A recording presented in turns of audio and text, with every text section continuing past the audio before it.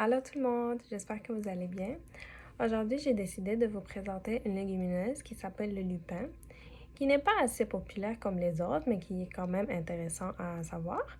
Le lupin, il a une texture plus croquant que les autres légumineuses. Les autres légumineuses, c'est plus comme fibreux, mouleuse dans la bouche, ça devient comme plus mouleux. Le lupin, ça reste comme il est, si on veut dire. Ce qui est intéressant de lupin, que c'est riche, beaucoup plus riche que les autres légumineuses en protéines.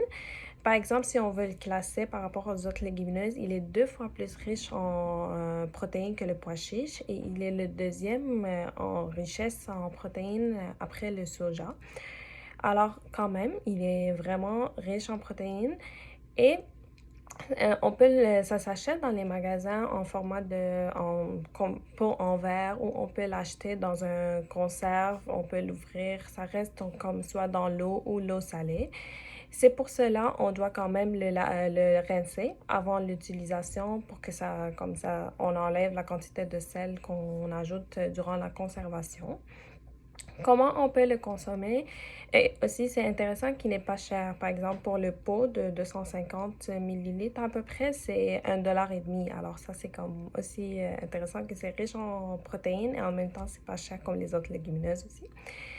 Et comment on peut l'utiliser? On peut soit le griller dans le four et on le mange comme des noix, comme les autres noix, ou on peut le manger comme il est, en collation. On ajoute le cumin, un peu de citron, les épices que vous voulez, vous pouvez l'ajouter. On le manger comme il est. On enlève par exemple le bout, le pot et on mange ce qu'il y a à l'intérieur. On peut aussi l'ajouter dans les salades si on a envie. C'est comme les autres légumineuses, on les ajoute dans les salades aussi. Alors, j'espère que vous allez l'essayer dans vos prochaines recettes. Et bonne journée!